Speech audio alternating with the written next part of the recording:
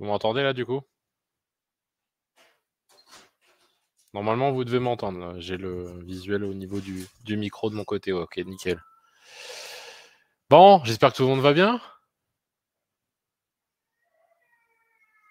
Un peu mieux, mais loin, ouais. C'est pas excellent. J'ai des petits soucis avec mon micro casque en ce moment. Je sais pas ce qui se passe. Un coup ça marche, un coup ça marche pas. C'est franchement fatigant de devoir changer de micro à chaque fois. Mais bon, ouais, je vais essayer de résoudre ça très rapidement, très rapidement.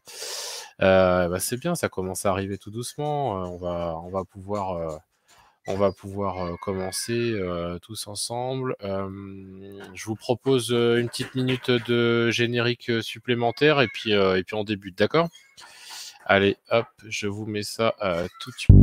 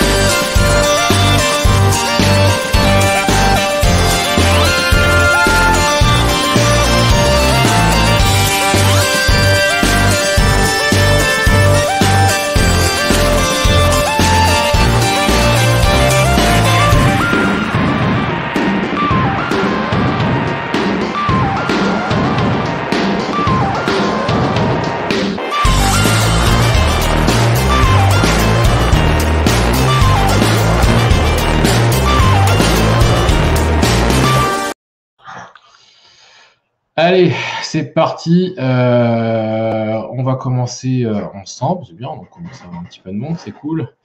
Pop, pop, pop. Toujours bon au niveau du son? Vous m'entendez? Ouais, c'est bon? Ok.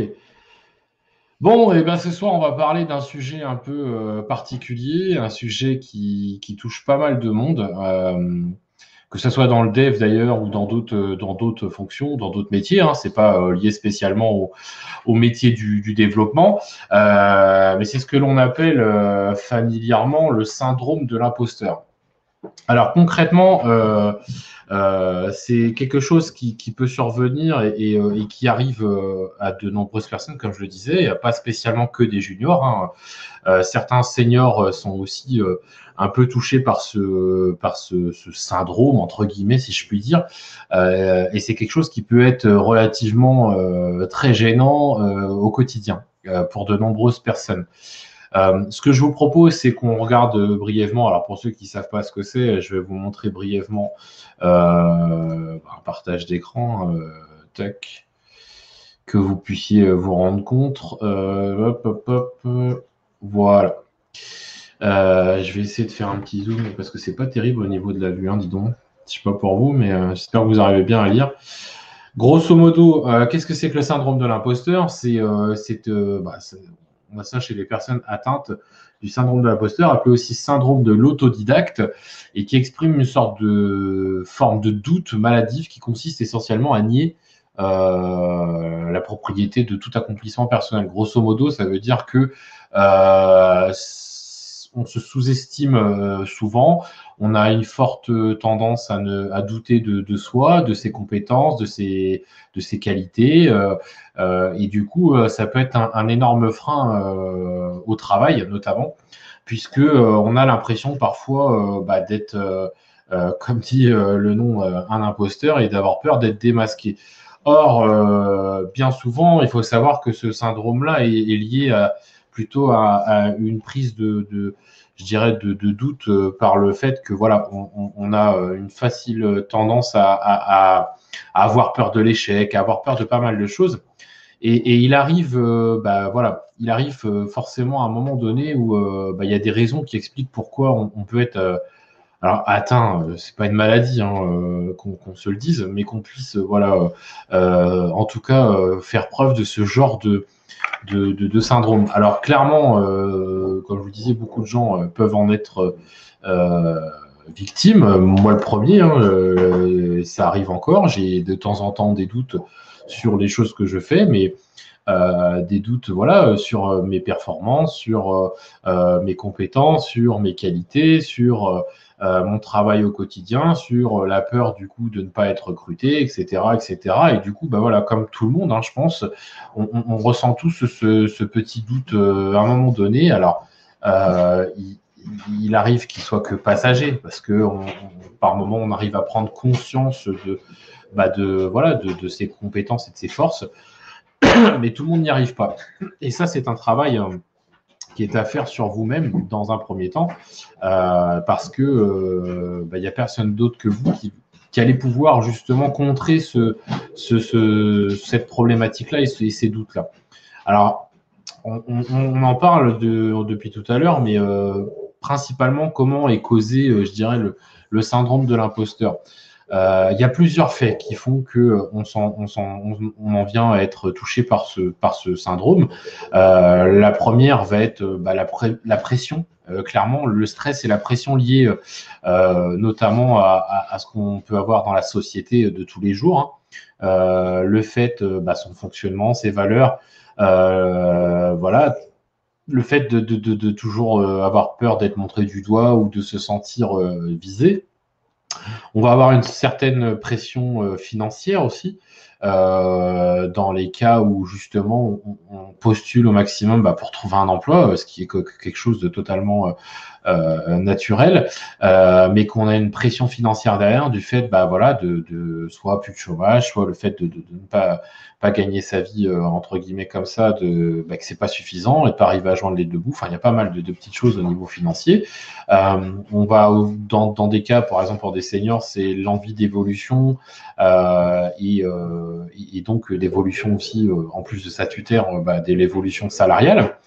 On va avoir la pression du marché du travail sur des compétences demandées qui sont de plus en plus fortes et de plus en plus grandes. Ce qu'on appelle la recherche du mouton à cinq pattes, hein, clairement. On va avoir aussi sur ce marché du travail-là une certaine pression du fait de dans le cas des juniors principalement, du peu de place disponible pour rentrer sur le marché des développeurs, entre guillemets. Et du coup, voilà, ça met une pression supplémentaire et un stress important. On va avoir aussi celui qui est qu'on nous retourne en fait finalement, et notamment je parle voilà, dans ce point-là des entreprises et des recruteurs, mais pas de tous, de ceux surtout qui ne vont pas prendre le temps et la pédagogie de vous expliquer pourquoi un non, ou alors clairement pas vous répondre du tout. Et ces gens-là, en faisant ce qu'ils font, ils ne se rendent pas compte des impacts négatifs que ça a sur les candidats qui se présentent à eux. Voilà, se présenter à un emploi, c'est pour beaucoup une mission, un challenge énorme, parce qu'il faut essayer de présenter le mieux possible. On a tout un tas de questions qui se posent en nous en se demandant si est-ce qu'on va avoir les qualités requises, grosso modo dans quel piège on va essayer de nous faire tomber, parce que malheureusement il y a aussi beaucoup de gens qui sont dans cet esprit-là à travers certains tests, à travers certains vraiment, je dirais, processus de recrutement hyper long, hyper décourageant, de faire en sorte de, voilà, parfois, à cause de ça, ils vont passer à côté de pépites, etc., parce que ils estiment qu'en mettant le process de recrutement le plus long et le plus difficile, que ils auront la meilleure des personnes, alors qu'en réalité, ils auront juste la personne qui sera le mieux, sans doute, préparée à... salut Lenny, bienvenue. Qui sera le mieux préparé à justement à pouvoir aller au-delà des simples tests, entretiens habituels. Et auquel cas, si j'ai un conseil à donner aux recruteurs, c'est arrêter de vouloir mettre 15 étapes de process de recrutement et aller au plus simple. Même dans les tests, c'est pas la peine de demander aux gens de vous faire une thèse. Je pense qu'à un moment donné, d'une part, les périodes d'essai sont aussi là pour jauger de l'efficacité de la personne. Après, on va me dire oui, mais ça coûte cher de se tromper dans le recrutement. En effet, ça c'est clair. Je vais enlever ça parce que sinon, ça va faire de la pub, la pub pour une marque et je vais avoir des problèmes. Voilà. Le truc, c'est qu'à un moment donné, il faut savoir que tout le monde n'est pas expressif, tout le monde n'est pas de grands communicants, tout le monde n'a pas voilà, cette qualité-là. Et à un moment donné, la personne qu'on recherche, elle est peut-être pas spécialement, enfin, c'est peut-être pas spécialement les compétences qu'on lui recherche non plus, quoi. Donc, peut-être qu'en essayant de raccourcir un peu le processus de recrutement, de le simplifier, mais surtout d'accompagner le candidat, ça pourrait être beaucoup plus simple et du coup, ça mettrait en confiance le candidat. Ça lui permettrait aussi de pouvoir montrer ce qu'il vaut sans la pression, sans voilà, toutes ces petites barrières qui peuvent le gêner dans la façon de se libérer parce qu'on a tous, voilà, on est tous pareils, à moins de rien avoir à perdre.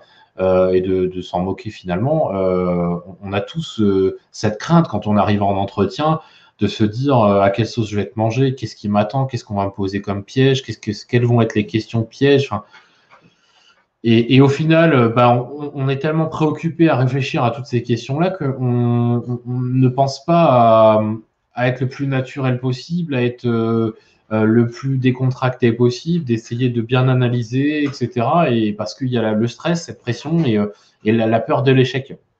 Donc ça c'est un énorme fait et je trouve que c'est de pire en pire au niveau recrutement. Enfin voilà, on le voit dans le traitement des annonces, des candidatures, il y a des recruteurs malheureusement qui sont pas réactifs du tout, ou alors qui vont vous laisser languir ou qui vont juste vous dire non, votre profil correspond pas, mais vous savez pas qu'est-ce qui va pas, quoi.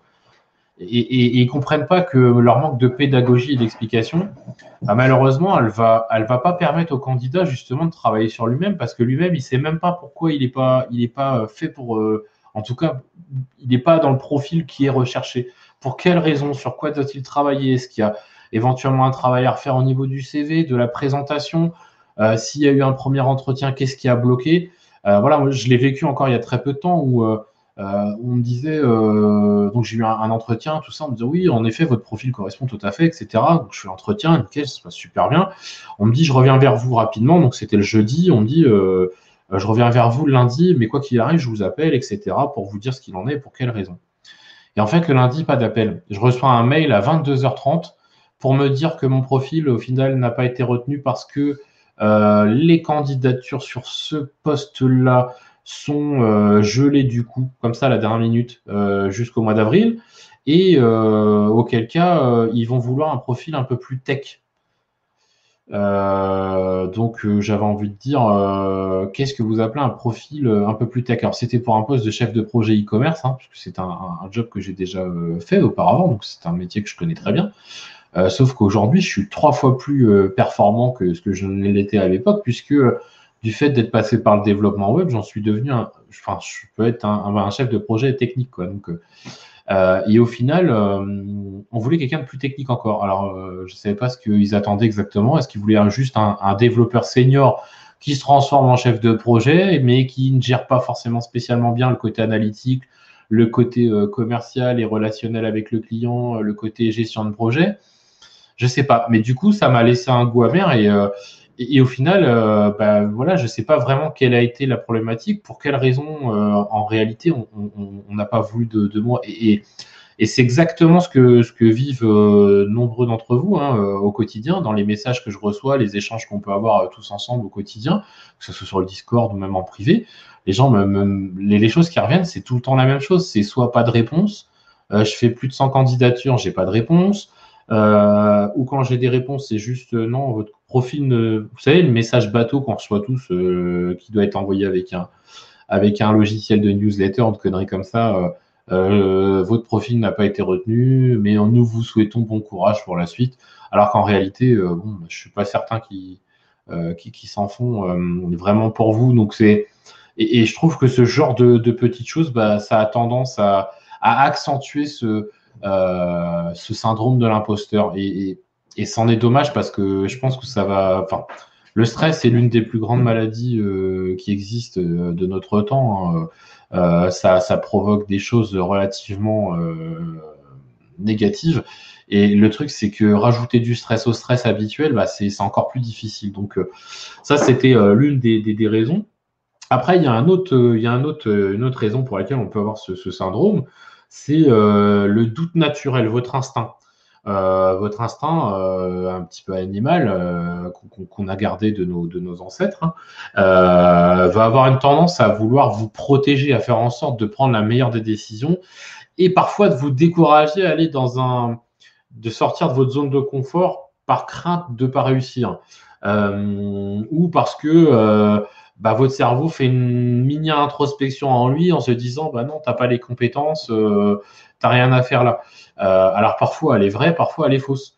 Et donc vous vous retrouvez dans cette situation-là de se dire zut, bah finalement non, je laisse tomber parce que trop difficile, trop compliqué, j'ai pas confiance ou j'ai peur. Voilà. Et clairement, c'est difficile de se l'avouer qu'on a peur.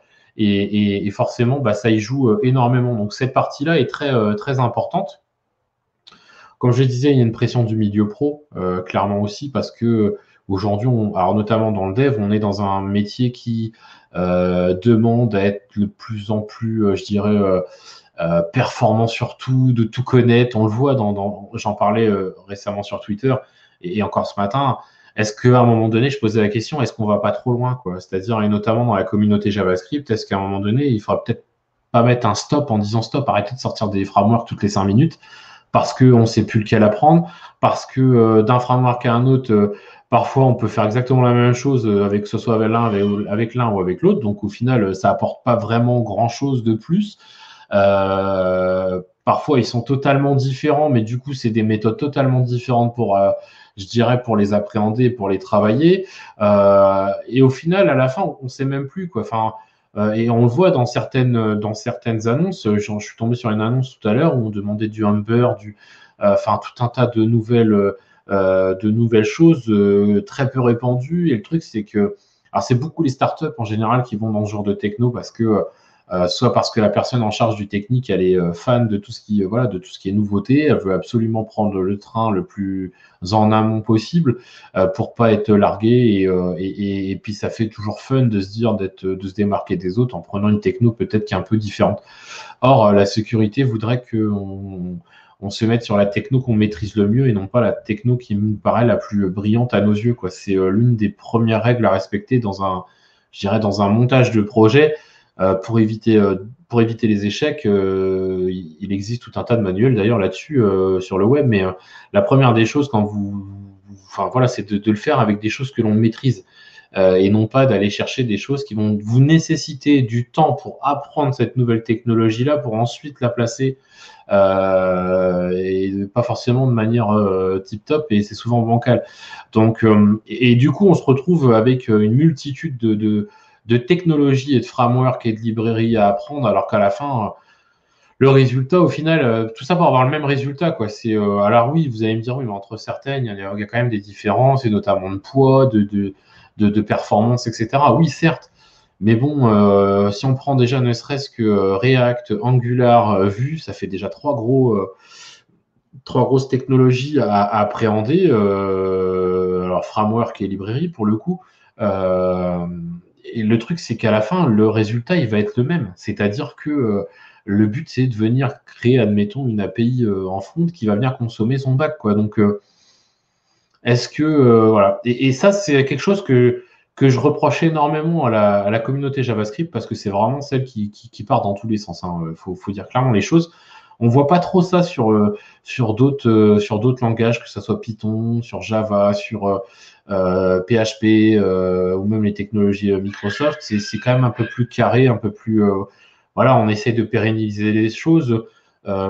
Prenez ne serait-ce que PHP, alors oui, ça s'est un peu modernisé entre Laravel et Symfony, mais ça reste très axé quand même sur les mêmes frameworks que pour le coup. Symfo étant très répandu en France du fait de son origine. Après, vous allez outre-Atlantique, Laravel sera beaucoup plus important, mais ce que je veux dire, c'est qu'au pire des cas, c'est deux frameworks. Alors que voilà, si on, enfin, c'est un peu la problématique. Alors, beaucoup vont dire oui, mais ça c'est mieux, ça c'est mieux. Oui, mais comment on peut, enfin, je veux dire, comment on peut dire qu'est-ce qui est mieux dans le temps sans avoir assez de recul et d'expérience pour dire bah, qu'en effet, ça a tenu plus longtemps et pour telle et telle raison, et ça, par contre, bah, moins pour telle et telle raison. Donc ça, c'est une énorme pression, en fin de compte, qu'on se met tout seul à vouloir tout le temps réinventer la roue et ce qui existe déjà, quoi. Donc forcément, ça crée une pression supplémentaire sur les juniors parce que, comme je le disais souvent, bah, les juniors, eux, ils ont une qualité, mais qui est aussi un défaut, qui est la curiosité et l'envie d'apprendre. C'est une qualité parce que pour être développeur aujourd'hui, si vous n'êtes pas curieux et que vous n'avez pas envie d'apprendre, c'est compliqué. Mais en même temps, c'est un gros défaut parce que le problème, c'est qu'ils poussent ça à outrance et à l'extrême et en voulant tout savoir, en voulant tout maîtriser, sauf qu'on ne peut pas tout maîtriser, c'est impossible.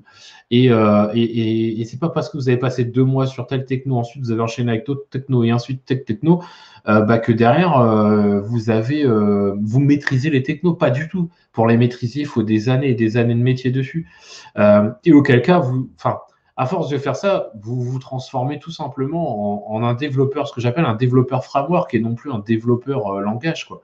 Parce que on le relate et malheureusement aujourd'hui, et on le voit dans les tests techniques, dans plein de choses, c'est que par exemple, prenons l'exemple d'un développeur junior qui s'est spécialisé dans React, les 3 quarts du temps, dès que vous lui demandez de faire des choses en JavaScript pur, il va pas savoir. Où il va bloquer, il va être coincé parce que bah, il ne sait pas vraiment et l'algorithme, il la maîtrise pas spécialement, alors que la logique voudrait qu'il serait peut-être mieux d'apprendre et de pousser au maximum l'algorithme sur le langage vanilla, que ce soit PHP ou JavaScript d'ailleurs, hein, peu importe. Hein. Et une fois que vous le maîtrisez, de vous attaquer à un framework. Alors oui, il y a une demande du marché. React est une des technos les plus demandées, en effet, je suis totalement d'accord avec vous, c'est vrai. Mais dans ce cas-là, arrêtons-nous à du pur JavaScript et du React, c'est tout. Comme ça, vous êtes certain d'avoir, je dirais, la plupart des clés qui vous permettront de réussir votre mission au quotidien. Parce qu'après, si on vous demande éventuellement de maîtriser Node en bac, si vous maîtrisez JavaScript Vanilla, derrière, ça va être un jeu d'enfant pour vous de maîtriser Node, quoi. Il n'y a rien de compliqué, quoi.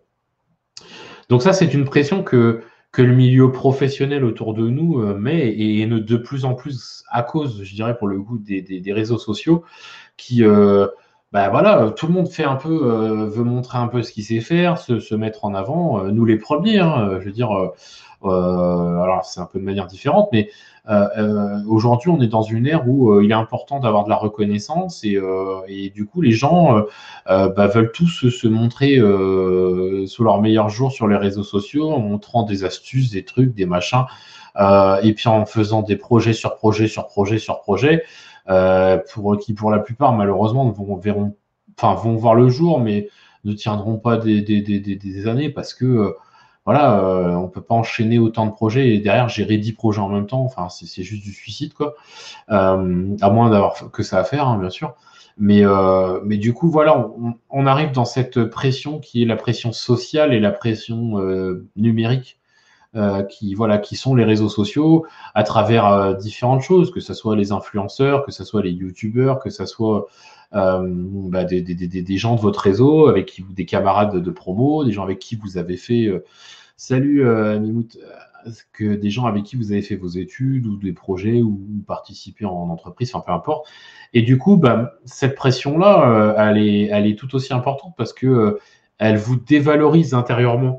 Vous voyez les autres réussir et comme ce qui est tout à fait naturel, vous voulez absolument vous comparer. Du coup, ça vous démoralise totalement parce que vous vous dites, tiens, ce qu'il fait, je suis incapable de le faire. Alors que ça se trouve, ce qu'il fait, il l'a fait totalement à l'envers et son code, il est juste hyper sale et que c'est hyper bancal et qu'en plus, qu'est-ce que ça va apporter?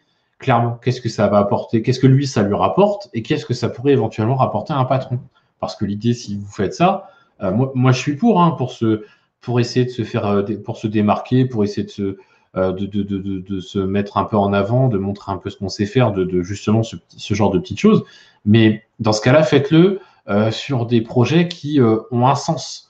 C'est-à-dire que quelque chose que vous allez être amené à trouver, par exemple, si vous cherchez à vouloir bosser absolument en web agency, par exemple, et ben essayez de taper sur du e-commerce, de taper sur des choses que l'on voit souvent en web agency. N'allez pas faire des trucs qui servent strictement à rien, quoi.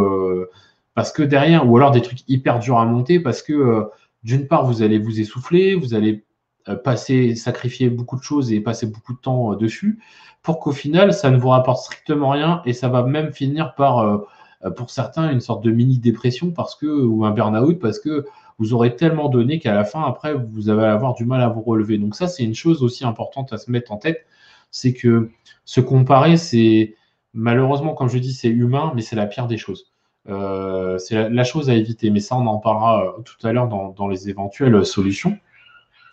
Et puis, bon, voilà, aujourd'hui, comme je le disais, dans la société dans laquelle on vit, on est quand même dans une société très individualiste, très tournée sur l'ego et sur soi-même. Comme je vous dis, il y a les problèmes de comparaison, mais que ça soit dans la vie de tous les jours ou au travail, on a les problématiques qui sont la compétitivité, les compétitions.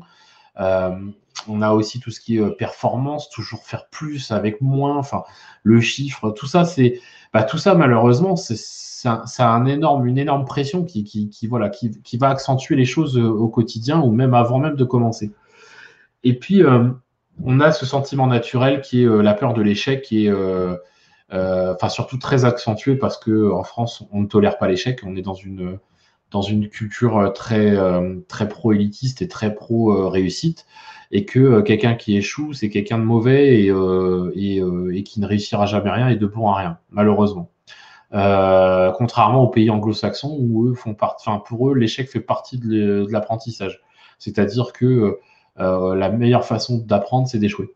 Et c'est vrai finalement, parce que prenons un exemple concret, vous faites un petit projet, peu importe, et même si vous faites un Pokédex, ça a fait rire pas mal de gens la dernière fois quand je disais le Pokédex dans son CV, mais même si vous faites un Pokédex, si vous échouez la première fois, entre-temps, vous passez à d'autres projets, vous essayez d'autres choses, et je sais pas, 3 mois plus tard, vous revenez sur le Pokédex, vous aurez appris, parce que comme ça n'a pas marché la première fois, déjà, vous allez retenir les problématiques que vous avez rencontrées, sur quoi ça a bugué. Éventuellement, entre-temps, sur d'autres projets, ces problématiques-là, vous y aurez répondu de vous-même, ou grâce à quelqu'un, ou grâce à de la doc. Et du coup, tout ça, ça peut se transposer. Et en fin de compte, la vie, c'est tout simplement ça. C'est des échecs sur échecs sur échecs qui font que un jour ou l'autre, c'est pas qu'on réussit, on n'échoue plus. Tout simplement.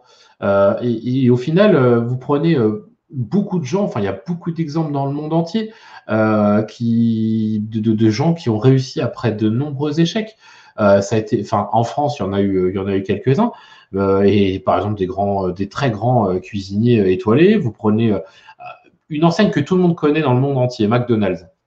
Je ne sais pas si vous connaissez un peu l'histoire de McDonald's, par exemple. Mais par exemple, il faut savoir que McDonald's, le grand patron, qui est décédé aujourd'hui, de McDonald's, c'est pas lui le fondateur de McDonald's, c'est pas lui qui a créé McDonald's. Il a juste fait en sorte que McDonald's soit devenu ce qu'il est devenu. Il faut savoir qu'à la base, McDonald's a été créé par 2 frangins sur la côte ouest des États-Unis. Et en fait, un jour, ils rencontrent un commercial, un VRP qui vend tout un tas de conneries à chaque fois, en fait, lui, c'est son 10e ou 12e échec. Là, il vient pour vendre des machines à 1000 chèques. Mais le mec, il enchaîne échec sur échec, et puis bon, bah, financièrement, ça va plus parce que bah, il n'y arrive plus, ça devient compliqué, c'est tendu avec sa femme, etc. Et en fait, en tombant face au concept des deux frangins, il va leur proposer, il va les harceler pour qu'ils acceptent de lui léguer les franchises pour que justement ils puissent travailler ensemble, etc. Au final, bon, ce qu'il leur a fait, c'est pas spécialement très éthique hein, et très honnête, puisqu'il va finir par leur piquer carrément leur concept et limite leur donner que dalle en contrepartie. Mais aujourd'hui, McDonald's est devenu ce que tout le monde connaît. Et je veux dire, c'est le plus gros propriétaire foncier au monde. Il faut savoir que c'est la marque qui possède le plus de terres dans le monde. Donc, je ne sais pas si vous vous rendez compte, quoi. Et tout ça pour dire que, vous voyez, ce mec-là, quand il a eu l'idée de... Alors, je dis pas qu'il faut plagier, hein, c'est pas du tout ce que je dis, hein, pour le coup. Mais bon, bref, il a eu l'idée de s'associer avec ces deux frangins-là. Ça aurait pu très bien se passer autrement, hein, mais bon, bref. Il aurait pu très bien se dire, comme c'était son 12e ou 15e échec, il aurait pu très bien se dire, bon, c'est bon, j'arrête tout, je me prends une corde et je me prends, quoi. Mais pas du tout. Pas du tout, il a pas lâché.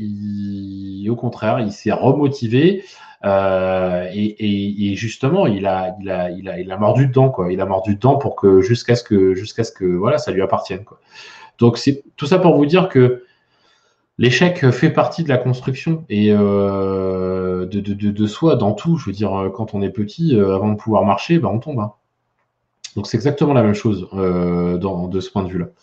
Donc ça, c'est l'une des choses. Et puis une autre dernière chose qui peut aussi provoquer ce syndrome, c'est la peur d'être jugé.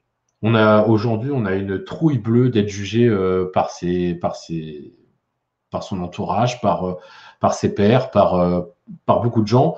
Et de ce fait, on se met une méga pression dans tout ce que l'on fait, hein, d'ailleurs. Vous recevez quelqu'un à la maison pour dîner, vous allez vous mettre une méga pression pour que tout soit nickel. Limite, la personne a l'impression de manger au Ritz, quoi. Alors, c'est peut-être pas le cas de tout le monde, mais en tout cas, pour beaucoup de gens, c'est ça.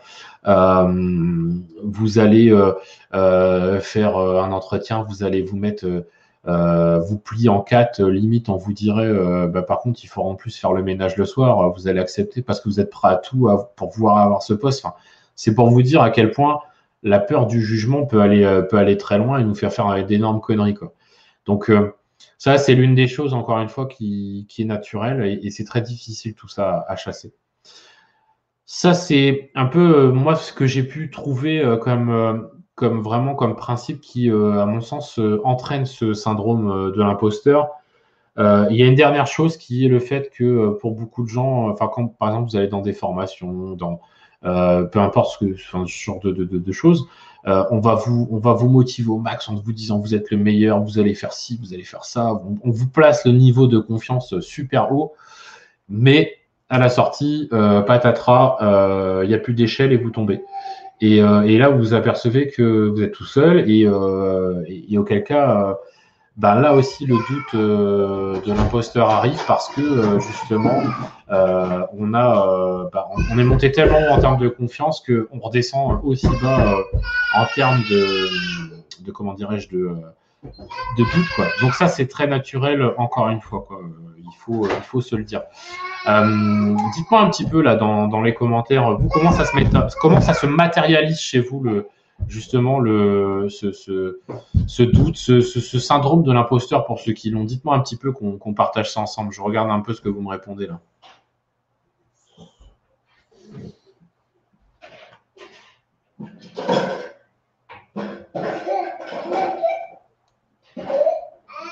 Non, il n'y a personne qui est de... Ah.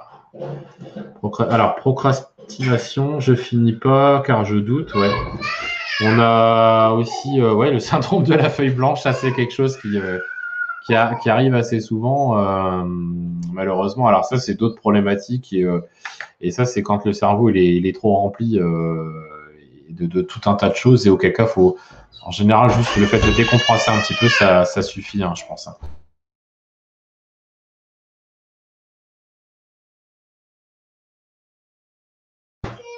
Personne d'autre? Il y a personne d'autre qui a ce genre de problématique. Tant mieux hein, si vous n'avez pas de syndrome de l'imposteur hein, d'ailleurs. Hein, mais alors, comme tu l'as expliqué, alors on va partager. Hein. Madasli, comme tu l'as expliqué, je suis passé par un max de confiance d'un ancien chef et blocage sur des fonctionnalités. Ouais.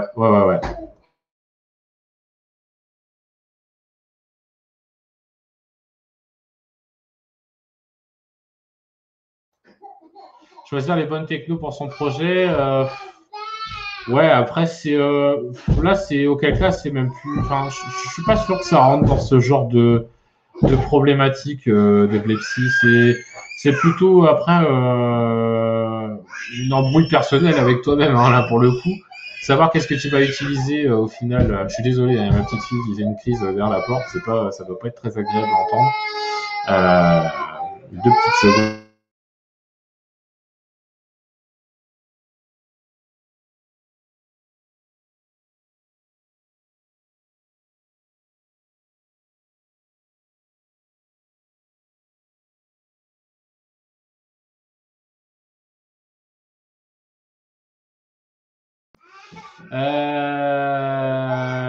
Ouais, ouais, tu sais, parce que la mienne, malheureusement, a des petits problèmes de crise et d'autisme. Et du coup, quand elle se met à faire des colères comme ça, c'est très compliqué à gérer. Donc, à côté de ça, je préfère entendre ton chien chouiner. Hein. Je te le dis. Hein. Parce que là, c'est parti pour 1 heure. Hein, donc, malheureusement. Mais en tout cas, voilà, c'était un petit peu les points que j'ai relevés vis-à-vis de tout ça, vis-à-vis de tout ça. Et je pense que c'est si vous en avez d'autres, hein, d'ailleurs, n'hésitez pas à me le dire parce que c'est vrai que c'est intéressant. Je pense qu'on matérialise tous différemment ce genre de petits doutes. Je reviens, je vais vite faire la camion, j'en ai pas beaucoup.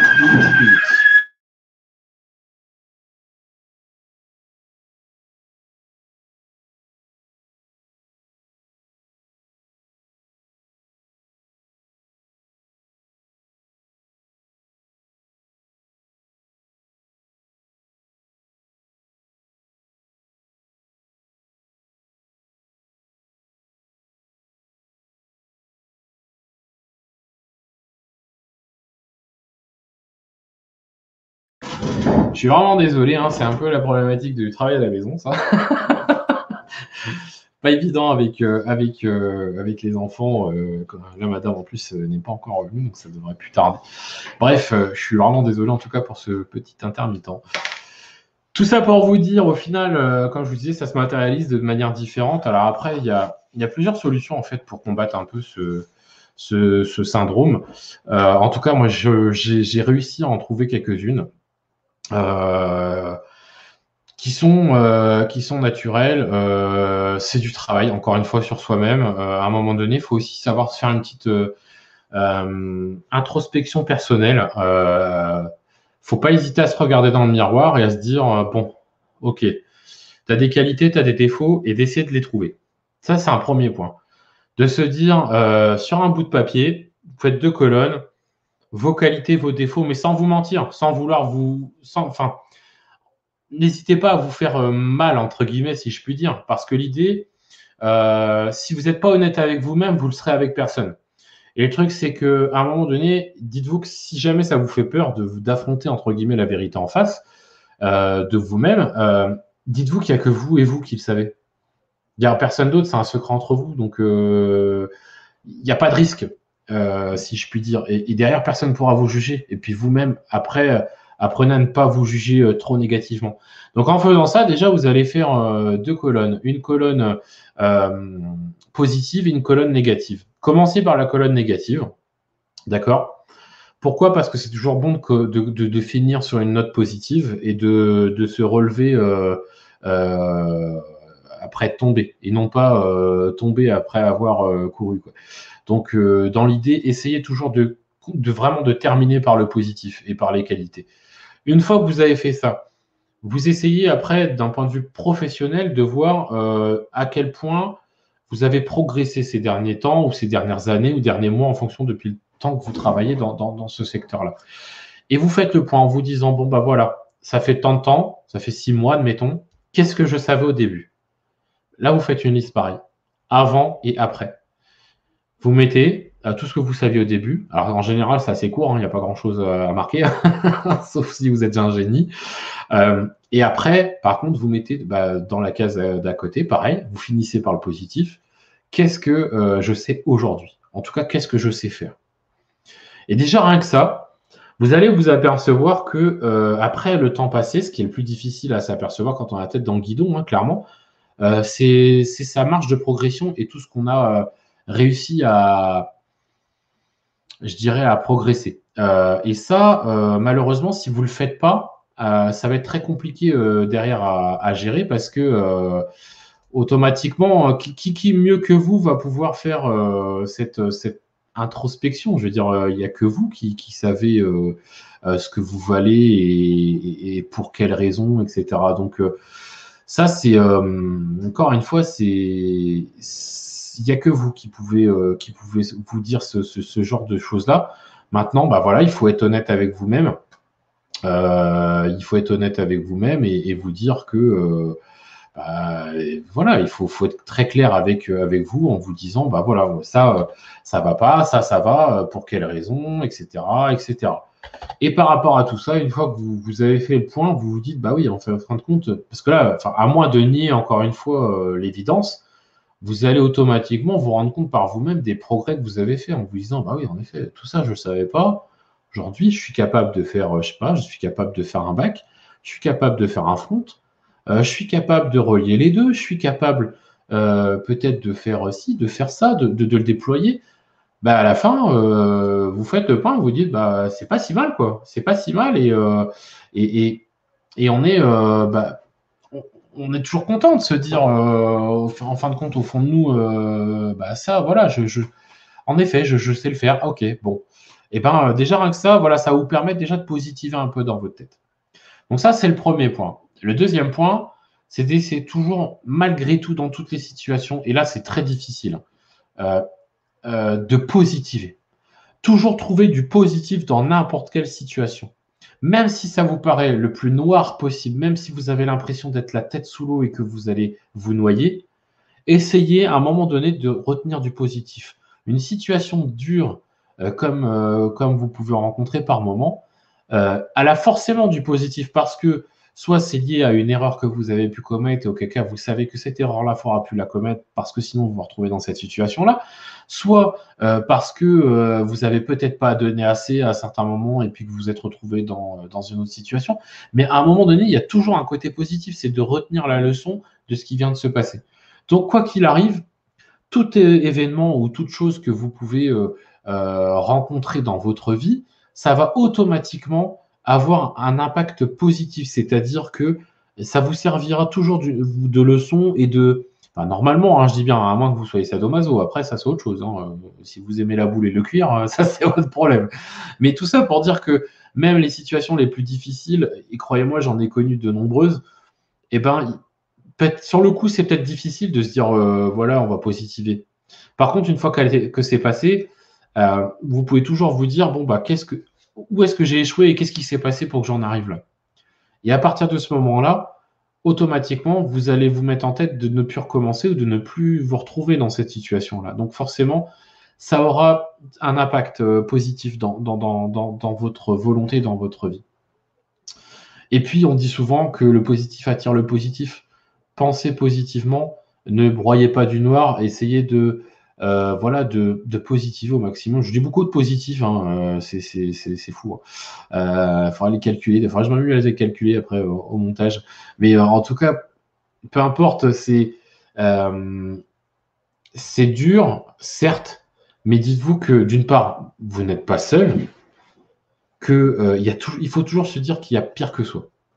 Parce que si vous regardez tout le temps en haut, à force déjà vous allez choper un torticolis et vous allez choper le tournis, c'est-à-dire que vous aurez toujours l'impression que c'est comme un effet visuel, c'est-à-dire que vous allez regarder votre étage en haut de votre escalier par exemple, et si vous restez fixé sur ce point-là, il y a un effet d'optique qui va faire que vous aurez l'impression que ça s'éloigne de plus en plus, que l'écart est de plus en plus loin.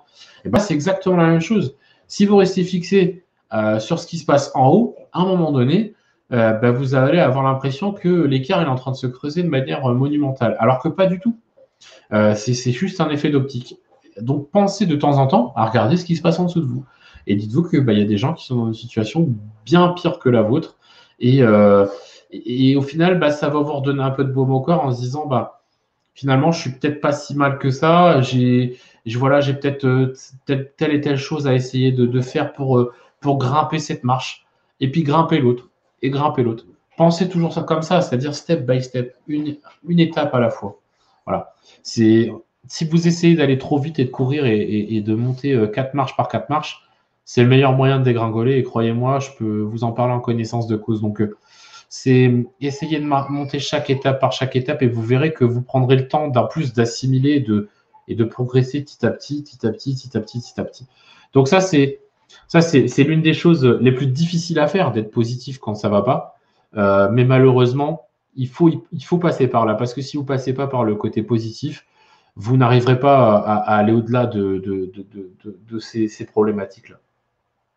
Après, il y a un autre truc qui peut être pas mal pour se débarrasser un peu de son syndrome de l'imposteur, c'est de pratiquer. Faites-vous des projets, pratiquez un petit projet par-ci par-là, et même quitte à reprendre de zéro si vraiment vous avez d'énormes doutes, mais reprenez à la base s'il faut, mais faites-vous un projet, un autre projet, un autre projet, ou même un grand projet si vous êtes dans cet esprit-là, peu importe. Mais le fait de pratiquer, ça va vous permettre, alors certes, vous allez rencontrer à un moment des bugs, à un moment donné des trucs qui vont pas et machin, et le fait de chercher puis de retrouver, ça va créer des automatismes, ça va vous créer donc forcément, la prochaine fois que vous allez refaire à peu près la même chose, vous aurez déjà fait l'erreur et vous saurez déjà comment la régler, donc vous n'aurez plus l'erreur, entre guillemets, sauf faute d'inattention. Et auquel cas, ça va très vite parce que vous allez tout de suite tilter en vous disant, ah, la dernière fois, ça m'a fait ça, c'était ça. Et au final, les 3/4 du temps, c'est exactement ça. Donc, et le fait de pratiquer, ça va vous redonner confiance en vous-même parce que vous allez vous dire à la fin, une fois que vous aurez terminé votre projet, de vous dire ah j'ai réussi. Et puis si vous vous dites ça à chaque fois que vous refaites un projet, vous allez en avoir des j'ai réussi. Et à force de vous dire j'ai réussi, vous allez vous dire je peux réussir. Tout simplement. Et là, la pratique, elle est primordiale, je dirais. C'est-à-dire que sans ça, c'est difficile de vraiment jauger ses capacités. Parce qu'on peut s'imaginer parfois de manière fausse ou bonne ce qu'on vaut sur le papier, mais si on ne met pas les mains dans le cambouis, entre guillemets, c'est difficile de se jauger parce que parfois, du fait de faire moins de code pendant un certain laps de temps, on a l'impression d'être rouillé, de ne plus savoir comment faire, d'être totalement perdu, etc. Donc, reprendre parfois sur des projets plus petits. Et puis, une fois que vous avez fini votre projet plus petit, vous repassez un projet un peu plus gros et un peu plus gros et un peu plus gros, jusqu'à sortir la Rolls-Royce des projets qui fera que derrière, vous serez plus facilement recruté parce que, encore une fois, vous aurez montré à travers un projet très complexe ce que vous valez en tant que développeur pour le coup. Donc, et au pire des cas, ce que vous allez faire comme petit projet à côté, c'est pas perdu, c'est de l'investissement. Vous allez pouvoir montrer des choses dans votre portfolio, montrer les étapes de votre progression. C'est important, ça, de dire, vous voyez, j'ai commencé là et aujourd'hui, je suis là. Ça, et quoi de mieux que des projets pour le montrer? Parce que pour passer tous les tests soft skills au monde, les tests psychologiques, compagnie, tout ce qu'on veut, c'est les 3/4 du temps, à mon sens, c'est flouté parce qu'il y a cet élément de pression, de peur, de crainte qui vient bloquer votre naturel et parfois, du coup, votre savoir, parce que pour certaines personnes, quand c'est comme ça, on a l'impression que le cerveau, il déraille et ils ne savent plus rien, quoi. Limite plus parler. Donc, c'est pas forcément pour moi, je vois pas comment on peut interpréter de cette manière-là qui vous êtes exactement au fond de vous. Parce qu'il y aura toujours une volonté d'essayer de plaire aux recruteurs. Donc, parfois, de ne pas être honnête avec soi-même et d'essayer d'enjoliver un peu la chose et d'arrondir un peu les bords et d'essayer de peut-être montrer une partie de soi-même qui, normalement, est normale ou infime, et peut-être de l'extrapoler un peu plus parce que vous vous dites que c'est ce qui va plaire aux recruteurs. Donc, c'est pour ça que ces tests-là, j'y crois pas spécialement et que pour moi, le meilleur des tests, c'est de mettre les mains dedans et de voir ce qu'on vaut sur le terrain parce qu'il n'y a pas plus pédagogue et plus et mieux comme formation que de mettre les mains dedans, quoi. Donc voilà, et je trouve que cette idée des projets, l'avantage c'est que voilà, ça montre réellement votre progression, quoi. C'est clair. Moi, quand je revois, pour beaucoup qui me suivent, hein, vous savez que j'ai commencé par le design il y a plus de 12 ans de ça. Et quand je revois ce que j'ai fait il y a 12 ans et ce que je fais aujourd'hui, je peux vous assurer que, bon, déjà, je me dis, putain, comment tu as pu sortir ça? C'est la première que des choses que je me dis. Et la pire que je me dis, c'est comment tu as pu montrer ça à des gens? Mais aujourd'hui, quand je revois ces choses-là, je me dis, ah bah ouais, quand même, quoi. On s'en rend pas compte. On s'en rend pas compte. Le temps passe trop vite. On a la tête dans le guidon tout le temps. On vit à 300 à l'heure. Donc, en fin de compte, on se rend pas compte de comment on progresse et comment on évolue. À moins de prendre le temps et la méditation, pour ceux qui font de la méditation, c'est une bonne chose. J'en fais de temps en temps. Je peux vous dire que c'est très bénéfique. Ça permet de faire le point sur soi-même.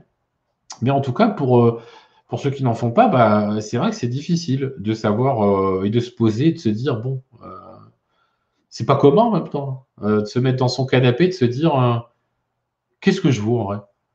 C'est pas commun, hein. Donc, c'est pour ça. Passer par des projets, c'est peut-être moins violent. Ça vous permet de progresser tout en enfin voilà, tout en montrant les étapes de votre progression au fur et à mesure. Donc c'est hyper instructif, je trouve. Après, il y a une autre chose qui peut jouer. On en parlait tout à l'heure, la pression sociale, la pression tout ça, et qui peut venir un peu comme un étau, vous étouffer, ou alors vous avez l'impression de vous retrouver au milieu de l'arène et de regarder tout autour de vous et d'avoir que des gladiateurs autour de vous, quoi. Et ben ça, c'est important aussi, c'est-à-dire de se dire, de savoir s'entourer des personnes de son propre niveau, des personnes positives qui vont vous amener des ondes positives, qui sauront aussi reconnaître vos qualités et qui n'hésiteront pas de temps en temps à vous dire, bah t'es plutôt fort là-dessus ou là-dessus, tu t'es pro, c'est bien ce que tu fais. Ne serait-ce qu'un c'est bien ce que tu fais. C'est quelque chose que parfois on attend des années avant de l'avoir de la bouche de certaines personnes, hein. Mais c'est pour ça que c'est toujours intéressant de voir des gens hors de son cercle familial, parce que là on parle de milieu professionnel, donc c'est difficile justement d'avoir une certaine relativité et objectivité vis-à-vis de sa famille. En général, votre famille vous veut que du bien, donc elle va pas vous dire non, ce que tu fais c'est de la merde, à moins d'avoir quelqu'un de très franc dans sa famille, auquel cas est très professionnel et qui sait exactement ce que vous faites et qui saura vous dire bah non, ce que tu fais c'est pas ça, enfin il faut pas, ou vice versa. Donc ça c'est l'une des choses. S'entourer vraiment d'un réseau de personnes qui vont pouvoir vous accompagner, qui vont pouvoir euh, vous conseiller, qui vont avoir rencontré les mêmes problématiques que vous, qui vont savoir vous dire quand ça va pas et qui vont savoir aussi vous dire quand ça va. Ça, c'est primordial, c'est important, ça fait du bien à son ego, comme on disait tout à l'heure, de temps en temps de recevoir un félicitation, un bien joué, un voilà, good game, enfin voilà, tout ce qu'on veut. Mais ça fait du bien, avouons-le nous, ça fait du bien quand quelqu'un vous dit, vous complimente. On adore tous ça. Le mec qui me dit, ou la nana qui me dit, moi j'aime pas les compliments, bah, je sais pas dans quel monde tu vis, hein, mais moi ça me fait du bien de temps en temps quand même quand j'entends putain ce que tu as fait c'est magnifique, ou je t'adore, ou t'es super, ou t'es gentil, ou t'es. Voilà. Sauf peut-être dans les relations, t'es gentil, t'es mignon, t'es marrant, mais voilà. Pour ceux qui ont connu ça, c'est pas forcément ce qu'on a envie d'entendre. Mais en tout cas, c'est vrai que c'est pas évident voilà, de prendre ce point-là. Alors Youssef, il me dit, c'est dur si tu as dépensé une fortune pour te former et au final, on te dit qu'il te faut encore 2 ans pour devenir dev. Euh, mais j'enlèverais même le mot 2 ans pour devenir dev. 2 ans pour être recruté, tout simplement. Enfin, ou pour être ce qu'attendent, entre guillemets, la plupart des gens du marché. Parce que c'est exactement la même problématique dans tous les métiers du monde. Je pense que c'est pas lié qu'au dev. Et auquel cas, c'est très difficile. C'est très difficile. Et ça, je le conçois. Et je connais ton parcours, Youss. Donc forcément, je sais ce que tu ressens et les doutes que tu as en ce moment aussi. Et je te l'ai dit. Je comprends que tu aies ces gros doutes dans la tête. Ça remet beaucoup de choses en question. Surtout quand on a des enfants, un loyer ou un crédit de maison à payer. Enfin, ça remet beaucoup de choses en question. Et je serais un menteur de dire que moi-même, je ne l'ai pas ressenti, ça, ou que je le ressens pas encore de temps en temps. Bien sûr que j'ai des doutes. Quand je reçois pas de réponse à certaines candidatures, quand Bien sûr que j'ai des doutes. Parce que je me dis, putain, mais qu'est-ce que je vais faire, quoi? Qu'est-ce que je vais faire? Et puis si je trouve pas, puis après on part dans des méli-mélos, hein, c'est-à-dire qu'on se dit, et puis si je trouve pas dans mon ancien métier, parce qu'on va me dire que ça fait trop longtemps que j'ai pas fait, etc., etc. Bah, on se rend malade, vraiment, c'est pas bon, c'est pas bon et ça fait pas avancer les choses. Alors d'avoir des petits moments de doute de temps en temps, c'est naturel, mais il faut que ça reste passager. Il faut pas que ça perdure. Si tu te laisses bouffer toute la journée par tes doutes, à la fin, ça finit mal. Donc, quand tu reçois des doutes, en tout cas, Youssef, tu sais, hein, bro, si tu as des doutes et que tu as besoin de parler, tu sais que tu peux m'en parler, il n'y a pas de souci, on en discute ensemble. J'espère, en tout cas, quand on discute, être vraiment d'une grande aide pour toi vis-à-vis de ça et de pouvoir justement, bah, voilà, ça fait du bien d'avoir une main tendue et une oreille amicale qui sait écouter. Donc, et je dis ça à Youssef, comme je vous le dirai à tous, je veux dire, si vous avez besoin, vous savez que Scheiter, en tout cas, c'est l'esprit qu'on a en tête, c'est-à-dire à un moment donné, de se tendre la main, quoi, et de se dire, voilà, on est tous dans le même bateau. On est tous pareils, on est tous dans le même bateau. Aujourd'hui, moi, je m'estime pas meilleur que vous et j'essaie juste peut-être, j'ai peut-être plus de volonté et là-dessus en me disant, bah, je veux absolument que les gens ne rencontrent plus cette situation-là parce que ça fracasse. Et salut Cotton Mouse. Et donc du coup, je me dis que en créant ce genre de communauté et de projet, parce que Haiter est un projet, c'est un projet qui, j'espère, voilà, permettra de transformer la vie de nombreuses personnes, dont la nôtre, hein, d'ailleurs, au passage. Il faut être honnête, hein, on n'est pas là pour enfiler des perles, hein, on est là voilà, pour s'entraider et que tous en tirent un bénéfice de cette aventure. Donc, c'est normal, à mon sens, qu'on se tende la main et qu'à un moment donné, quand on rencontre des problématiques, bah, qu'on n'hésite pas à se le dire et à se dire, bah, tiens, toi là-dessus, ce que tu as fait, moi, je l'aurais peut-être fait autrement. Juste ne serait-ce que ces petites critiques-là, constructives, bien sûr, bah, vont vous permettre de progresser parce que du coup, vous voyez une autre vision, une autre façon de faire. Aujourd'hui, grâce à Hater, sur bien des choses, et que je fais notamment pour Hater, j'ai des gens qui viennent me voir en me disant, bah, tiens, essaye plutôt ça, ou essaye plutôt ça, qu'est-ce que tu en penses? Alors, quand je ne comprends pas trop, je dis, bah, explique-moi quel est l'intérêt ou quel est le bénéfice vis-à-vis de ce que j'ai fait. Et la personne, avec toute bienveillance et gentillesse, va m'expliquer en me disant, bah, voilà, moi je l'aurais plutôt fait comme ça parce que ça aurait tel impact, ça ferait ça, ça ferait ça, ça ferait ça. Ou si tu veux poster un message, regarde plutôt dans ces heures-là parce que les gens seront plus actifs à ce moment-là, etc. Et ben quand on reçoit ce genre de petits coups de pouce sans rien avoir demandé, c'est franchement agréable. Et c'est tout l'objet d'Hater en fin de compte, c'est ça. C'est-à-dire que demain, même si demain, le but c'est d'être une startup comme je vous disais, et je m'en cache pas, et auquel cas, voilà. Mais à aucun moment, moi je pars du principe qu'en tant que junior et dans les situations dans lesquelles on est, c'est pas encore à nous de payer, quoi. Donc, je me dis que l'idée c'est de vous proposer une solution qui pour vous sera totalement et entièrement gratuite. C'est-à-dire que vous aurez l'équivalent de ce que vous pourrez trouver sur tout un tas de fonctionnalités, sur tout un tas de plateformes, en une seule et en plus gratuitement. Je veux dire, que demander de plus, quoi. Dans l'idée, c'est vraiment ça, quoi. Nous, dans l'idée, c'est pas d'aller. Cette plateforme-là, elle sera pas là pour venir vous taxer, vous, en aucun cas. Je veux dire, au contraire, elle sera là justement pour vous donner accès à des choses auxquelles vous n'avez pas accès de manière gratuite aujourd'hui. En tout cas, pas pour tout. Donc ça, c'est plutôt intéressant. Donc, comme je vous le disais, voilà, ça c'est s'entourer des bonnes personnes, le doute, ne pas le garder longtemps. Bon appétit, Developsy. Et ensuite, une autre chose aussi qui est assez intéressante. Alors, vous voyez, je trifouille beaucoup, c'est parce que j'ai envie de fumer. Donc, j'essaie de m'occuper les mains. Je suis désolé. Ne pas se comparer. Ne pas se comparer. Parce que ça, encore une fois, c'est très humain, hein, de se comparer à son voisin, à sa voisine, à son entourage. Mais vous comparer, à un moment donné, ça veut dire que vous estimez qu'on est tous faits du même bois, qu'on est tous identiques en tout point, et auquel cas, c'est totalement faux. C'est totalement faux. Dites-le vous direct. Personne n'est pareil. On a beau avoir le même sang qui coule, et je ne parle pas de nationalité, je ne parle pas de tout ça, hein, je parle de l'être humain en lui-même. Hein. Peu importe la couleur, peu importe les religions, peu importe ce qu'on a dans la tête, on est tous différents, quoi qu'il arrive. Pourquoi? Parce qu'on a tous une faculté et un cerveau qui est différent les uns des autres. On ne fonctionne pas tous de la même manière. Ce qui va plaire peut-être à l'un ne plaira pas à l'autre. Ce qui va être plus facilement appris par l'un ne sera pas aussi facilement appris par l'autre.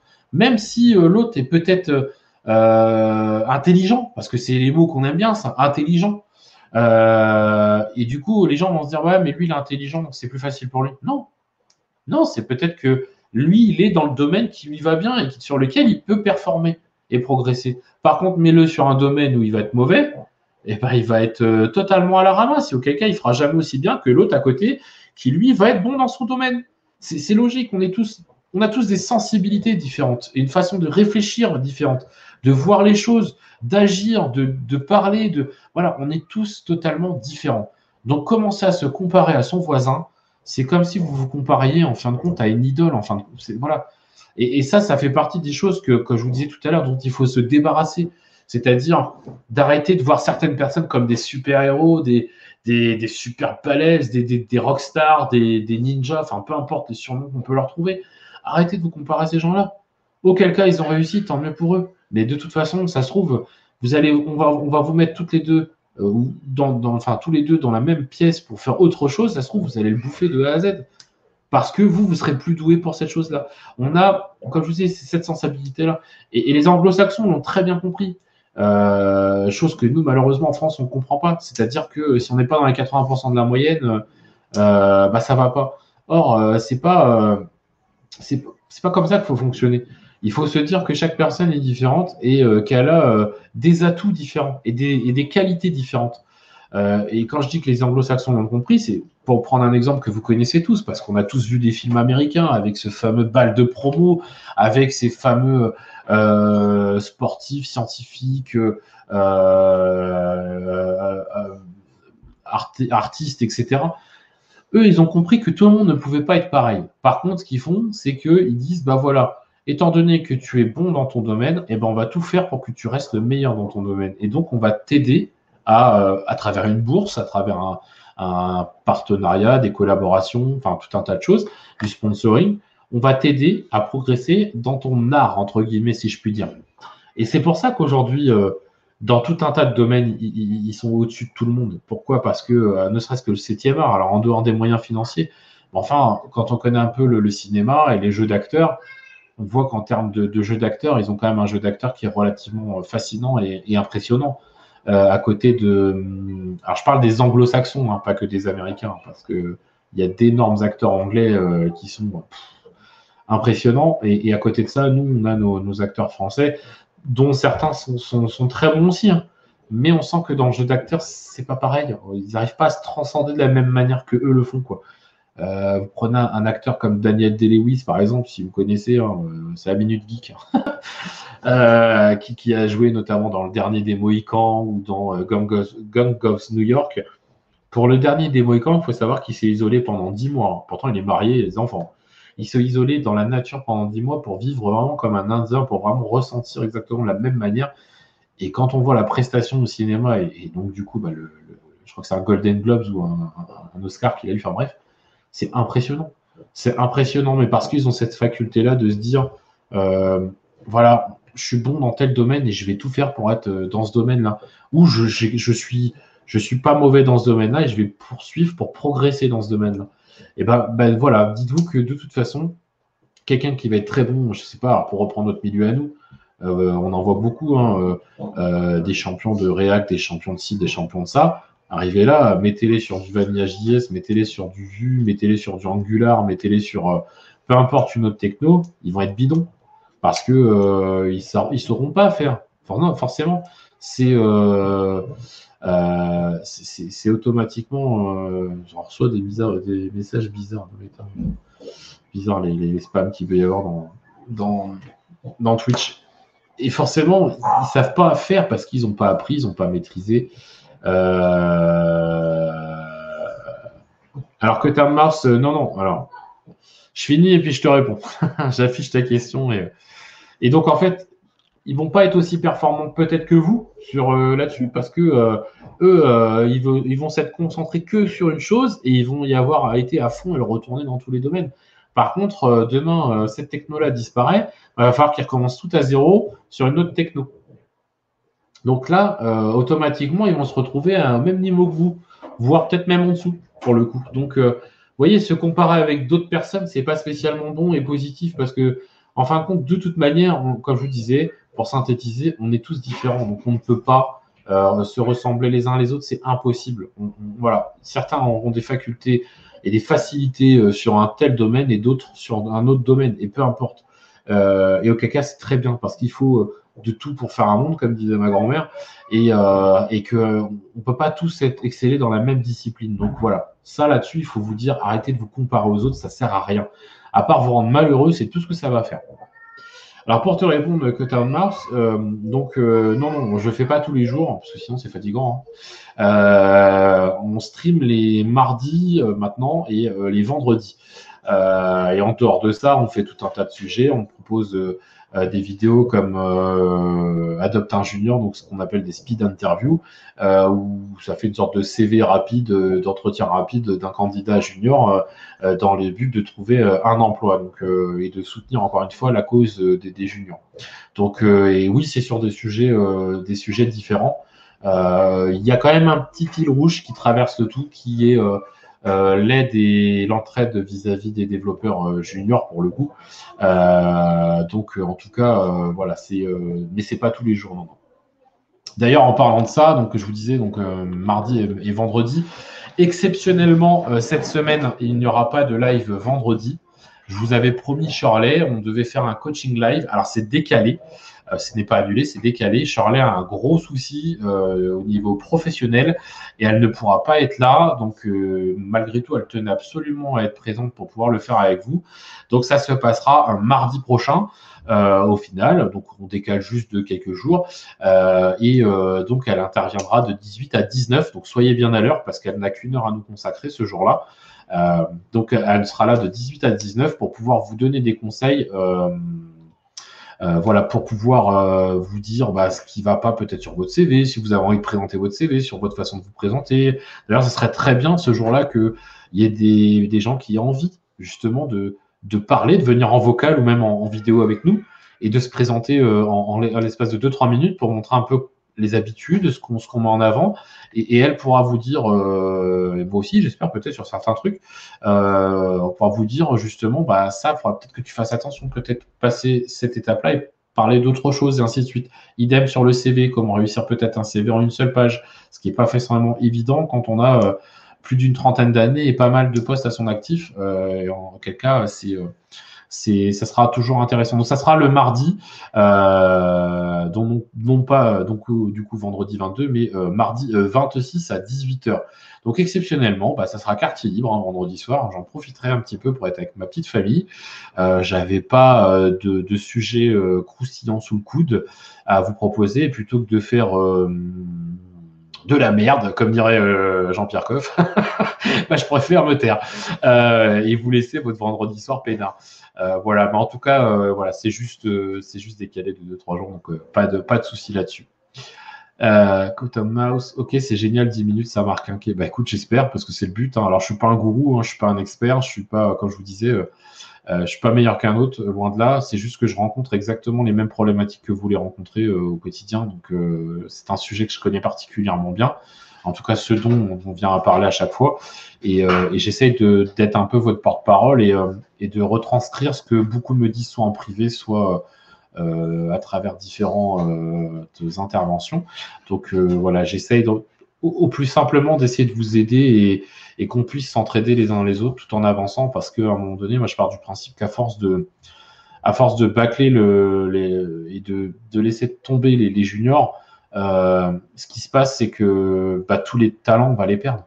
On va perdre d'énormes talents, on va perdre d'énormes potentiels, peut-être des gens qui auraient pu changer la face du monde, mais je rigole pas quand je dis ça, c'est vrai. Je veux dire, on va perdre des gens qui, parfois, juste parce qu'ils n'ont pas eu l'entretien qui a fait basculer les choses, vont tout arrêter parce que nécessité alimentaire. Et à un moment donné, on est tous pareils. Donc, c'est là où on doit être vraiment solidaires les uns les autres.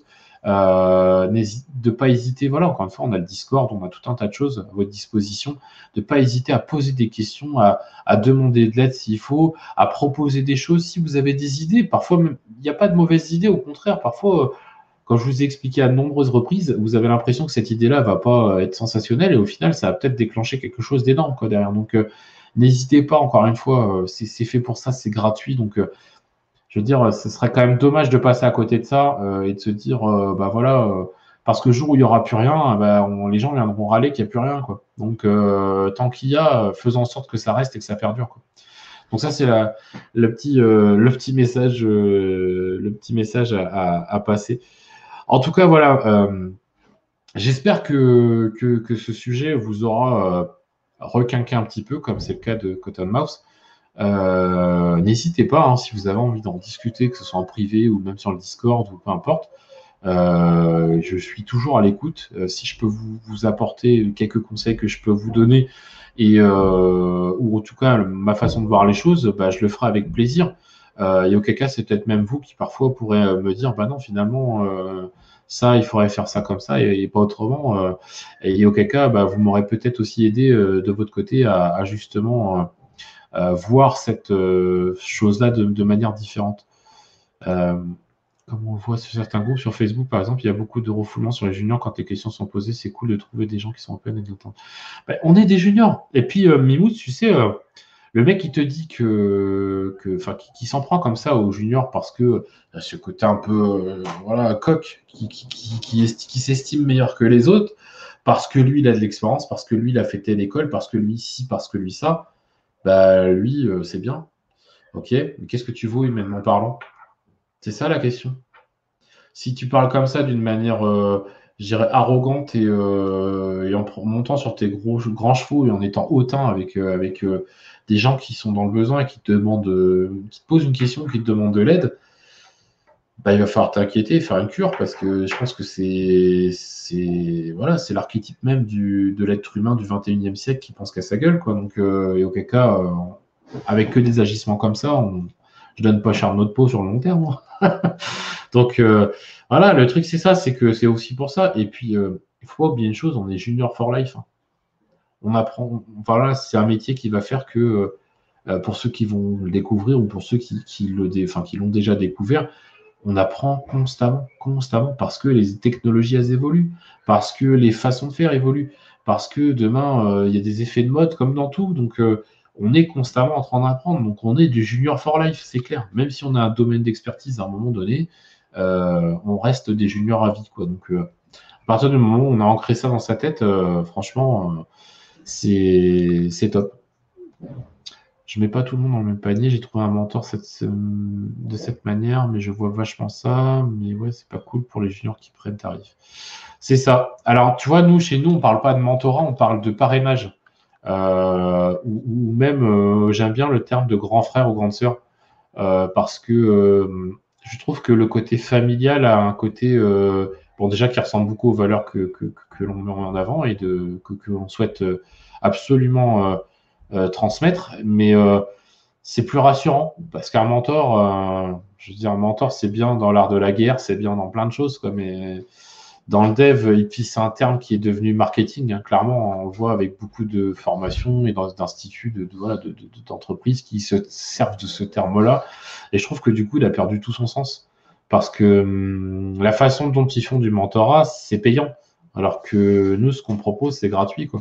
Donc, je trouve que le côté un peu grand frère ou oncle ou tante, enfin peu importe, enfin, je trouve ça plus rassurant et plus humain aussi. Moins vache à lait, moins je te tape dans le portefeuille. Quoi. Donc après, c'est un peu comme ça qu'on voit les choses chez nous. Après, chacun voit midi à sa porte, comme dirait l'autre. c'est pas voilà, c'est pas anodin quoi. Ça fait partie des valeurs que l'on espère transmettre. Tous les guillemets, j'ai pas trouvé Pascal le grand frère. Je te rassure, on n'a pas Pascal le grand frère non plus, hein, parce que sinon on n'irait pas bien loin. Hein, c'est pas très pédagogique tout ça. On n'a pas le même public en face. Bref, je voulais vous présenter avant de finir. Alors, exceptionnellement, donc il y a Adopte un junior ce soir, mais exceptionnellement, malheureusement, Louis n'a pas pu être présent avec nous ce soir parce qu'il est encore en études, mais ils sont en examen et que il n'a pas pu être présent. Donc du coup, je vais faire la présentation du profil de Louis juste de manière vidéo et pour le coup, ça sera juste ça parce qu'on ne pourra pas l'inviter en tout cas cette semaine à monter. Il viendra sans doute la semaine prochaine. Mais pour tous ceux qui se posaient la question, qui n'ont pas vu justement ce qu'on propose, ces petites speed interviews, alors ça dure pas longtemps, ça dure 3 minutes. Surtout ne zappez pas ou vous barrez pas parce que c'est pas cool pour la personne et puis même pour nous, je veux dire, c'est que 3 minutes, vous allez pas, je pense pas que vous allez perdre votre temps à regarder ça. Et auquel cas, ça peut peut-être vous donner l'envie et le courage de vouloir participer à cette opération qu'est Adopte un Junior. Donc, je vous passe la petite interview vidéo de Louis, et puis on se retrouve dans les 3 petites minutes qui arrivent. D'accord? Allez, je compte sur vous. À tout de suite.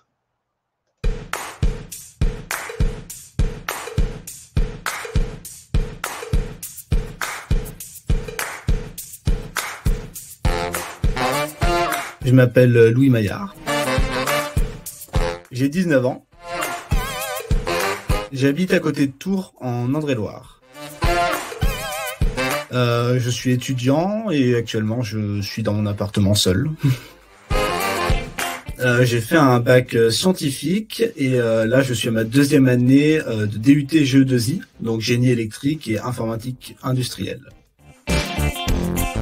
J'aimerais bien être développeur, soit développeur web, logiciel, mais dans le domaine de l'informatique. J'ai commencé le développement il y a 8 ans et j'ai fait plusieurs choses. J'ai fait une web radio, j'ai fait des sites web, des serveurs de jeux pour des amis et on fait pas mal de développement actuellement à l'IUT. Et en ce moment, je travaille sur un projet pour la sécurité civile. Actuellement, je suis à la recherche d'un stage à partir d'avril, mais qui pourrait se continuer sur un CDD ou un CDI. Alors, je préfère le présentiel, je trouve que c'est quand même plus convivial, mais je peux très bien m'adapter aux deux. De toute façon, en ce moment, on n'a pas le choix. J'ai une petite préférence pour le web et notamment le back-end, mais je m'adapte très vite aux trois, étant donné que régulièrement, je fais des applications qui sont connectées à des serveurs, etc. Je suis assez polyvalent. Full stack avec une petite préférence pour le back. Je préfère m'entraîner à utiliser dans mes projets du vanilla en me disant que si je rajoute un framework par-dessus, je sais quand même faire. Alors qu'utiliser un framework, je risque d'apprendre à trop souvent m'en servir et à plus pouvoir m'en détacher. Les animations, je les fais en CSS et en Vanilla JS en général. J'ai jamais eu l'occasion encore d'essayer le SESS et les CSS compilés. From scratch en général, j'aime bien partir de mes petites bases perso et ensuite je refais tout. C'est assez compliqué, il en faut, mais ça sert à rien de passer des années dessus. Les algorithmes changent tout le temps. Mobile friendly, aujourd'hui on n'a plus vraiment le choix, donc on fait du responsive, on s'adapte.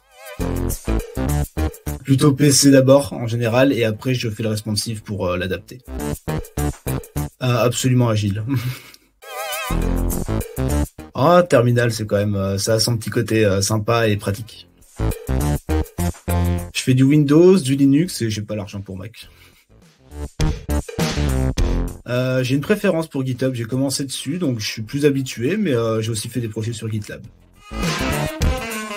Node.js. Plutôt SQL, je trouve que c'est plus structuré, ça me convient mieux. MySQL et MariaSQL régulièrement aussi. Jamais utilisé Docker. Anglais et français en général. Jeux vidéo. Plutôt intérieur, il fait plus chaud. Team campagne. Les deux sont sympas, ça dépend. Team chat, j'en ai 3 à la maison. Chocolat chaud, clairement. Je prends Spotify et je mets lecture aléatoire, j'écoute de tout. Ouais, bah écoute, merci à toi de m'avoir accueilli, et puis en espérant que je trouve des gens.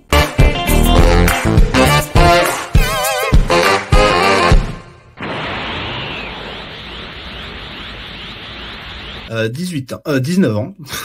Je me trompe sur mon propre âge. Oh, ça va aller loin. Alors, j'espère que vous avez apprécié cette petite interlude. N'hésitez pas à me dire dans les commentaires un peu ce que vous en pensez, hein, si c'est des petites choses qui vous plaisent ou pas, justement, avec... Voilà, maintenant, cette fois-ci, j'ai rajouté la partie bêtisier, parce que encore, j'en ai mis qu'une seule, parce qu'on s'est bien marré avec lui à faire cette interview. C'était super sympa. C'est quelqu'un qui est hyper jovial et hyper, voilà, naturellement souriant et tout, donc c'était super de tourner avec lui. Ça n'a pas duré bien longtemps, hein. D'ailleurs, il faut savoir, pour ceux que ça intéresse, ça ne prend qu'une quinzaine de minutes, hein, pas plus. C'est le temps que, alors moi, je vous interview, entre guillemets. Alors, on ne m'entend pas, on a entendu dans les montages, hein, mais je vous pose les questions et puis bon, bah, vous me répondez du tac au tac ce qui vient, quoi. Alors, n'ayez pas peur, hein. S'il y a des petites choses qui dérapent ou quoi que ce soit, vous vous trompez, vous avez le droit de vous y reprendre, il n'y a pas de souci, hein, c'est du montage, donc je ne veux pas vous mettre dans une situation dévalorisante, hein, loin de là. Mais en tout cas, voilà, pour le con, c'est bien marré. Et je lui avais demandé justement si je pouvais mettre ça en bêtisier. Il m'a dit, ah bah, vas-y, fais-toi plaisir, ça va être marrant, quoi. Donc, n'hésitez pas à me dire un peu dans les commentaires, hein, ce que vous en avez pensé de ce format-là. Est-ce que c'est quelque chose d'ailleurs que vous voudriez qu'on poursuive ou pas du tout, ou peut-être d'une manière différente? J'ai déjà eu quelques retours, alors plus du côté recruteur qui, eux, parfois demandent des choses un petit peu plus complexes et beaucoup plus longues, et auquel cas le format serait beaucoup moins digeste. Là, l'idée, c'est pas de remplacer l'entretien, hein, c'est vraiment de se présenter de manière très simple, très ludique, très originale, une manière un peu fun. Voilà, c'est pas de c'est pas de se prendre la tête, c'est d'essayer de vous présenter le plus largement possible et d'éventuellement et de vous aider à décrocher ce petit je dirais, entretien qui vous tend parfois les bras, mais que vous n'arrivez pas à obtenir. Donc, j'espère que ça donnera. En tout cas, s'il y a des recruteurs dans l'assistance, ben, n'hésitez pas. N'hésitez pas à nous contacter à hello.heiters@gmail.com si vous souhaitez rentrer en contact avec notre cher Louis. Il est disponible pour un stage donc à partir du mois d'avril et il est donc en BTS, enfin Bac+2, GE2I. Donc voilà, c'est quelqu'un de très sympathique qui, je pense, saura se fondre dans votre équipe. Donc n'hésitez pas à nous contacter et je vous donnerai des news, hein, d'ailleurs, au fur et à mesure des semaines qui suivent. On fera un point régulier pour voir un peu l'avancement pour chacun, voir un peu ce que ça a donné, est-ce qu'il y a eu des retours positifs, etc. Donc en tout cas, c'est toujours sympa. Bon, vous n'êtes pas très bavard ce soir dans le chat, hein, c'est pas... Vous êtes en train de manger ou quoi là?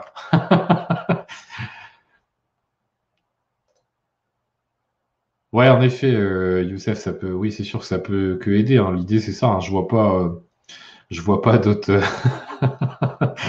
Avoue-le, hein, je t'ai pris sur le fait, t'es en train de manger. Mais voilà, dans l'idée, c'est ça, c'est le but, c'est d'essayer de vous aider et d'avoir une initiative qui peut vous apporter que du positif, encore une fois. Écoutez, en tout cas, moi, c'est tout ce que j'avais à vous dire pour ce soir. Si vous avez des questions, écoutez, on va y passer maintenant. Parce qu'après, je pense qu'on va tous aller casser la croûte, comme dirait l'autre. Donc, n'hésitez pas à poser vos dernières questions. Peu importe, hein, d'ailleurs, si c'est avec le sujet d'aujourd'hui ou pas du tout, il n'y a aucun souci là-dessus. Mais en tout cas, moi, ça a été une soirée relativement agréable avec vous, un petit peu différente de ce qu'on peut faire d'habitude avec les invités, etc. Où j'avais envie de me dévoiler un petit peu plus vis-à-vis de vous, d'essayer de changer un peu le ton, d'être encore une fois le plus rassurant possible, parce que je sais que la vidéo de vendredi dernier avec Rayed, voilà, à un moment donné, il a fallu qu'on parle de sujets qui fâchent et de chiffres qui plaisent pas. Ça a peut-être un petit peu chamboulé certains d'entre vous vis-à-vis de ça, ou pas du tout peut-être, hein, mais en tout cas, j'ai eu quelques retours qui me disaient que voilà, c'est dur d'affronter la réalité et que c'est des choses auxquelles les formations ne nous préparent pas spécialement, en tout cas, voire même pour certaines qui nous disent totalement le contraire. Donc la chute en général est assez violente quand on n'y est pas préparé. Donc c'est pour ça que nous, l'idée, c'est pas de vous faire peur, c'est pas de vous, c'est pas de vous effrayer, c'est pas de vous décourager, au contraire. Mais pour pouvoir trouver des solutions, encore faut-il qu'il y ait des problèmes. Et là, des problèmes, il y en a, donc on les montre. Donc nous, on vous montre d'abord les problèmes et après, on vous parle de solutions. Donc qu'on essaye d'apporter.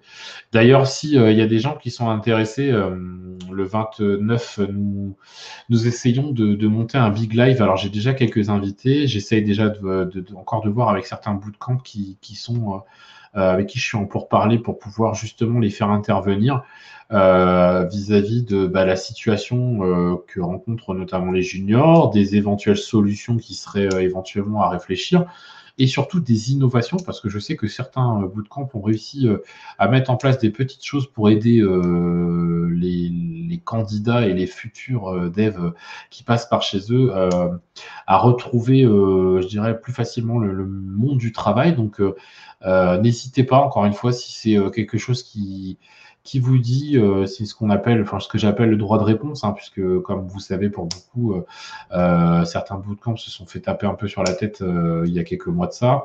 Nous, on n'est plus du tout dans cette optique-là, on est vraiment dans l'optique d'essayer de rassembler les gens et d'essayer de trouver des solutions ensemble. Donc voilà, vous avez, alors ce ne sera pas 17h30, je pense que ce sera 18h, sauf en cas de demande d'un des parties présents. Mais en tout cas, voilà, hello.haters@gmail.com pour participer et ça sera plutôt bien justement d'avoir différents points de vue, que ce soit des gens du métier, des recruteurs, des formateurs ou des instituts de formation.